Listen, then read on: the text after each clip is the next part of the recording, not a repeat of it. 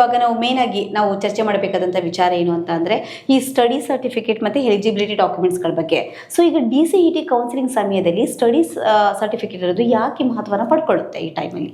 Okay, ನಾನು ನಿಮಗೆ ಇದು ಹೇಳ್ದಂಗೆ ಅವರು ಕರ್ನಾಟಕದ ವಿದ್ಯಾರ್ಥಿಗಳು 7 ವರ್ಷ ಓದಿರಬೇಕು. ಓಕೆ, ಈ 7 ವರ್ಷ ಓದಿರೋದಕ್ಕೆ ಪ್ರೂಫ್ ಏನಂತಂದರೆ ಅವರ ಕಾಲೇಜಲ್ಲಿ ಕೊಟ್ಟಿರುವಂತಹ ಸ್ಟಡಿ ಸರ್ಟಿಫಿಕೇಟ್. ಸೊ ಹಾಗಾಗಿ ಡಾಕ್ಯುಮೆಂಟ್ ವೆರಿಫಿಕೇಷನಲ್ಲಿ ಇದು ಒಂದು ತುಂಬ ಇಂಪಾರ್ಟೆಂಟ್ ಮಹತ್ವದ ಪಾತ್ರ ವಹಿಸುತ್ತೆ. ಹಾಗಾಗಿ ಅದು ಬೇಕೇ ಬೇಕದು. ಅದನ್ನು ಯಾವ ರೀತಿ ತಗೋಬೇಕು? ಸ್ಟಡಿ ಸರ್ಟಿಫಿಕೇಟ್ ಅವ್ರ ಕಾಲೇಜಿನ ಪ್ರಿನ್ಸಿಪಾಲ್ ಕೊಡ್ತಾರೆ. ತಗೊಳ್ಳುವಾಗ ಅದು CET-ನಲ್ಲಿ ಅವರೊಂದು ಫಾರ್ಮ್ಯಾಟ್ ಬಿಟ್ಟಿರ್ತಾರೆ, ಆ ಫಾರ್ಮ್ಯಾಟಲ್ಲೇ ತಗೋಬೇಕು. ಕೆಲವೊಮ್ಮೆ ಏನು ಮಾಡ್ತಾರೆ, ಅವ್ರದ್ದೇ ಯಾವುದೋ ಬೇರೆ ಮಾಡ್ತಾರೆ, ಅದು ಎಲಿಜಿಬಿಲಿಟಿ ಆಗಲ್ಲ.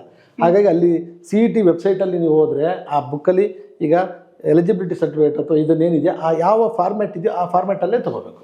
ಓಕೆ, ಸೊ ಈಗ ಸ್ಟಡಿ ಸರ್ಟಿಫಿಕೇಟಲ್ಲಿ ಇಂಥದ್ದೇ ಮಾಹಿತಿಗಳು ಕಡ್ಡಾಯವಾಗಿರಬೇಕು ಅಂತ ಏನಾದರೂ ಇದೆಯಾ? ಅದೇ ಹೇಳಿದಲ್ಲ, ಅದಕ್ಕೆ ಅವರು ನೋಡ್ಬೇಕಾಗಿರೋದಂದ್ರೆ ಅವ್ರ ಹೆಸರು ಕರೆಕ್ಟ್ ಆಗಿದೆಯಾ, ಅವ್ರದ್ದು ಬೇರೆ ಕಾಲೇಜಿನ ಬೇರೆ ಎಲ್ಲ ಇನ್ನು ಅದರಲ್ಲಿ ಏನೇನು ಕೊಟ್ಟೋದೆಲ್ಲ ಅವ್ರ ಬಗ್ಗೆನೇ ಇದೆಯಾ. ಕೆಲವೊಮ್ಮೆ ಹೆಸರು ತಪ್ಪಿರುತ್ತೆ, ಇನ್ನೊಂದೇನೋ ಇರುತ್ತೆ, ಸಿಗ್ನೇಚರ್ ಹಾಕಿರಲ್ಲ, ಸೀಲ್ ಹಾಕಿರಲ್ಲ, ಇಂಥದ್ದೆಲ್ಲ ತಪ್ಪುಗಳಿರ್ತವೆ. ಅದನ್ನ ಯಾವುದು ಮತ್ತೆ ಯಾವ್ಯಾವುದೋ ಫಾರ್ಮ್ಯಾಟಲ್ಲಿ ತೊಗೊಳಕ್ ಬರಲ್ಲ, KEಯಲ್ಲಿ ಸಿಗುವಂಥ ಫಾರ್ಮ್ಯಾಟಲ್ಲೇ ಮಾಡಬೇಕಾಗುತ್ತೆ. ಓಕೆ, ಇನ್ನು ಎಲಿಜಿಬಿಲಿಟಿ ಕ್ಲಾಸ್ನ ಒಂದು ಅನ್ವಯದ ನಿಯಮದ ಅಡಿಯಲ್ಲಿ ಯಾವೆಲ್ಲ ದಾಖಲೆಗಳನ್ನು ಸಲ್ಲಿಸಬೇಕಾಗುತ್ತೆ, ಡಾಕ್ಯುಮೆಂಟ್ಸ್ಗಳನ್ನ ಅವಾಗ ಸಬ್ಮಿಟ್ ಮಾಡಬೇಕು? ಈಗ ನೀವು ಹೇಳಿದ್ರೆ ಡಿಪ್ಲೊಮಾ ಬರೆಯೋದಕ್ಕೆ ಡಾಕ್ಯುಮೆಂಟ್ಗಳು ಅಂತಂದರೆ ಪ್ರತಿಯೊಬ್ಬರಿಗೂ ಡಿಪ್ಲೊಮಾ ಸರ್ಟಿಫಿಕೇಟ್ 10th ಅಥವಾ 12th ಏನಿದೆ ಅದು ಮಾರ್ಕ್ಸ್ ಕಾರ್ಡು, ಡಿಪ್ಲೊಮಾ ಸರ್ಟಿಫಿಕೇಟ್ ಬೇಕೇ ಬೇಕು. ಅಂದರೆ ಎಲ್ಲ ಮಾರ್ಕ್ಸ್ ಕಾರ್ಡ್ಗಳು. ಈಗ ಅವ್ರಿಗೆ ಹೇಳ್ದಂಗೆ ಇನ್ನು ರಿಸಲ್ಟ್ಸ್ ಎಲ್ಲ ಬಂದಿದೆ, ಬಟ್ ಇನ್ನೂ ಸರ್ಟಿಫಿಕೇಟ್ ಬಂದಿಲ್ಲ ಅಂದರೆ ಪ್ರಾವಿಷನಲ್ ಸರ್ಟಿಫಿಕೇಟ್ ಕಾಲೇಜಿನ ಪ್ರಿನ್ಸಿಪಲಿಂದ ತೊಗೋಬೋದು.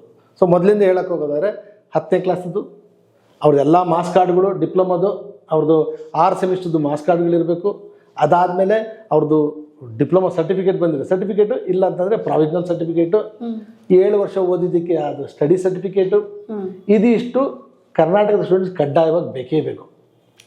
ನಂತರ ಅವ್ರಿಗೆ ಬೇರೆ ಬೇರೆ ಯಾವ ಕ್ಲಾಸಲ್ಲಿ ಬರುತ್ತೆ. ಈಗ ಗ್ರಾಮೀಣ ವಿದ್ಯಾರ್ಥಿಗಾದರೆ ಅವನು ಗ್ರಾಮೀಣ ವಿದ್ಯಾರ್ಥಿದು ಡಾಕ್ಯುಮೆಂಟ್ ಇಡಬೇಕು. ಕನ್ನಡ ಓದಿದ ನಂತರ ಕನ್ನಡ ಬೇಕಾದ ಅದು ಡಾಕ್ಯುಮೆಂಟ್ ಇಡಬೇಕು. ಬೇರೆ ಬೇರೆ ರಿಸರ್ವೇಷನ್ ಕ್ಯಾಟಗರಿ ಹೇಳಿದ್ದಲ್ಲ, SC ST OBC ಅಂತ ಆ ಕ್ಯಾಟಗರಿ ಅದ್ರ ಬೇಕಾದಂತಹ ಎಲ್ಲ ಸರ್ಟಿಫಿಕೇಟ್ಗಳು. ಯಾಕಂದ್ರೆ ಇದೆಲ್ಲರಿಗೂ ಅನ್ವಯ ಆಗಲ್ಲ, ಅವ್ರಿಗೆ ಮಾತ್ರ ಅನ್ವಯ ಆಗೋಂಥದ್ದು ಆ ಸರ್ಟಿಫಿಕೇಟ್ಗಳನ್ನೆಲ್ಲ ಇಡಬೇಕು. ಡಿಫೆನ್ಸ್ ಇದ್ದಾರೆ, ಅವ್ರ ತಂದೆದೇನು ಡಿಫೆನ್ಸ್ ಏನಿದೆ ಆ ಪ್ಯಾರಾಮೀಟರ್ಗಳನ್ನ ಇಡಬೇಕಾಗುತ್ತೆ. ಅಪ್ಪ ಅಮ್ಮ ಇಲ್ಲಿ ಓದಿದ್ದಕ್ಕೆ ಅಂದರೆ ಇಲ್ಲಿ ಇದ್ದಿದ್ದಕ್ಕೆ ಪ್ರೂಫು, ಈ ಥರದ್ದೆಲ್ಲ. ಅಂದರೆ ಒಂದು ಕಾಮನ್ ಆಗಿ ನಾನು ಹೇಳಿದರೆ ಡಿಪ್ಲೊಮಾಗೆ ಎಲ್ರಿಗೂ ಬೇಕಾಗಿರೋಂಥದ್ದು 10ನೇ ಕ್ಲಾಸಿಂದು ಅಥವಾ 12ನೇ ಕ್ಲಾಸಿಂದು ಅವ್ರದ್ದೆಲ್ಲ ಮಾರ್ಕ್ಸ್ ಕಾರ್ಡ್ಗಳು, ಡಿಪ್ಲೊಮಾ ಸರ್ಟಿಫಿಕೇಟ್ ಇಷ್ಟು ಕಡ್ಡಾಯ ಬೇಕು. ನಂತರ ಯಾವ್ಯಾವ ಕ್ಯಾಟಗರಿಗೆ ಬರ್ತಾರೆ ಆ ಮಾರ್ಕ್ಸ್ ಕಾರ್ಡ್ ಆ ಡಾಕ್ಯುಮೆಂಟ್ಗಳನ್ನೆಲ್ಲ ಕೊಡಬೇಕಾಗತ್ತೆ ಅವರು.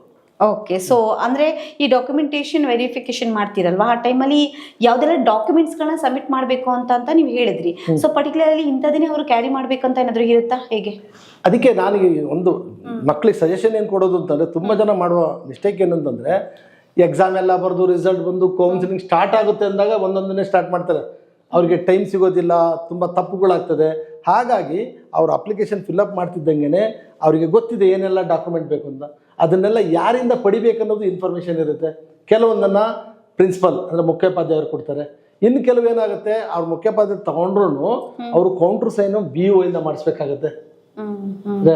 ಎಜುಕೇಷನ್ ಡಿಪಾರ್ಟ್ಮೆಂಟ್ ಪ್ರತಿ ತಾಲೂಕುಗಳಲ್ಲೂ ಇರ್ತಾರೆ, ಅದಕ್ಕೆ ಯಾರಂತ ಡೆಸಿಗ್ನೇಟೆಡ್ ಇರ್ತಾರೆ. ಕೆಲವೊಂದು ಸರ್ಟಿಫಿಕೇಟ್ಗಳಿಗೆ ಅವರಿಂದ ಸಿಗ್ನೇಚರ್ ಎಲ್ಲ ತಗೋಬೇಕು.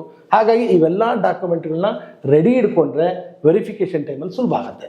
ನಾನು ಏನೇನು ಡಾಕ್ಯುಮೆಂಟ್ ಬೇಕು ಅಂತ ಹೇಳಿ ಆಯಿತು, ಇವೆಲ್ಲವೂ ವೆರಿಫಿಕೇಷನಲ್ಲಿ ಬೇಕು. ವೆರಿಫಿಕೇಷನ್ ಡಾಕ್ಯುಮೆಂಟ್ ವೆರಿಫಿಕೇಷನು ಎಕ್ಸಾಮ್ ಬರೆದಷ್ಟೇ ತುಂಬ ಇಂಪಾರ್ಟೆಂಟು.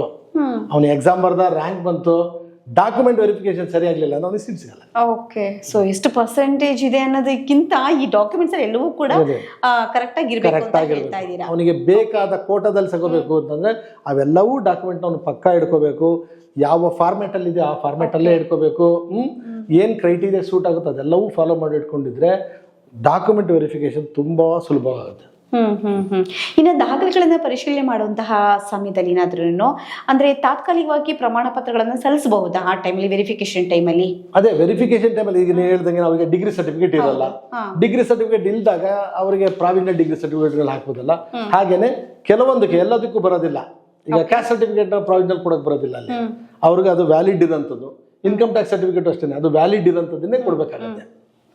ಕೆಲವೊಂದಕ್ಕೆ ಅವಕಾಶ ಇದೆ ಹೇಳ್ದಂಗೆ, ಯಾಕಂದ್ರೆ ಅವ್ರಿಗೆ ಇನ್ನೂ ಸಿಕ್ಕಿರಲ್ಲ ಆ ವೆರಿಫಿಕೇಶನ್ ಮಾಡೋಕೆ ಪ್ರಾವಿಷನಲ್. ಬಟ್ ಕೊನೆಯ ಇದರ ಎಂಡಲ್ಲಿ ಅವ್ರಿಗೆ ಕಾಲೇಜಿಗೆ ಹೋಗುವಾಗ ಅವ್ರು ಕೊಡಲೇಬೇಕಾಗತ್ತೆ. ಓಕೆ, ಈಗ ನಾವು ರೂರಲ್ ಸರ್ಟಿಫಿಕೇಟ್ನ ನಾವು ಸಬ್ಮಿಟ್ ಮಾಡ್ತೀವಿ ಅಂತ ಇಟ್ಕೊಳ್ಳೋಣ, ಸ್ಟಡಿ ಸರ್ಟಿಫಿಕೇಟ್. ಆ ಟೈಮಲ್ಲಿ ಏನಾದರೂ BEO ಅವರ ಒಂದು ಸಿಗ್ನೇಚರ್ ಏನಾದರೂ ಕಡ್ಡಾಯವಾಗಿ ಇರಬೇಕಾಗತ್ತಾ ಅದರಲ್ಲಿ? ಎಸ್, ಈಗ ಅದೇ ಹೇಳಿದಲ್ಲ, ಈಗ ರೂರಲ್ ಓದಿದ್ದು ಅಂತಂದ್ಮೇಲೆ ಓಕೆ. ಅವ್ರಿಗೆ ಒಂದು ಕಂಡೀಷನ್ ಅಂದ್ರೆ 1ರಿಂದ 10ನೇ ಕ್ಲಾಸ್ ತನಕ ಅವರು ರೂರಲ್ ಓದಿರ್ಬೇಕು. ಅದು ತುಂಬಾ ಇಂಪಾರ್ಟೆಂಟ್ ಕಂಡೀಷನ್. ಯಾಕಂದ್ರೆ ಎಲ್ಲರೂ ಹಳ್ಳಿಯಲ್ಲಿದ್ದೆ 3 ತಿಂಗಳಿದ್ದೆ 4 ತಿಂಗಳಿದ್ದೆ ಅಂತಂದ್ರೆ ಅವರಿಗೆ ಗ್ರಾಮೀಣದ ಕೋಟಾದಲ್ಲಿ ಬರಲ್ಲ. ಅವ್ರು 1ನೇ ಕ್ಲಾಸಿಂದ 10ನೇ ಕ್ಲಾಸ್ ತನಕ ಗ್ರಾಮೀಣದಲ್ಲಿ ಓದಿರಬೇಕು. ಅದಕ್ಕೆ ಈ ರೂರಲ್ ಸರ್ಟಿಫಿಕೇಟ್ನ ಪ್ರಿನ್ಸಿಪಲ್ ಕೊಡ್ತಾರೆ, ಆ ಕಾಲೇಜಿನ ಪ್ರಿನ್ಸಿಪಲ್. ಅದು again particular format, KE format ತಗೋಬೇಕು. ನಂತರ ಬ್ಲಾಕ್ ಎಜುಕೇಷನ್ ಆಫೀಸರಿಂದ ಒಂದು ಕೌಂಟರ್ ಸಿಗ್ನೇಚರ್ ತಗೋಬೇಕು. ಓಕೆ, ತಗೊಂಡಾಗ ಅದು ಕರೆಕ್ಟಾಗಿ ವ್ಯಾಲಿಡ್ ಡಾಕ್ಯುಮೆಂಟ್ ಆಗಿರುತ್ತೆ, ವೆರಿಫಿಕೇಶನ್ಗೆ ಸುಲಭ.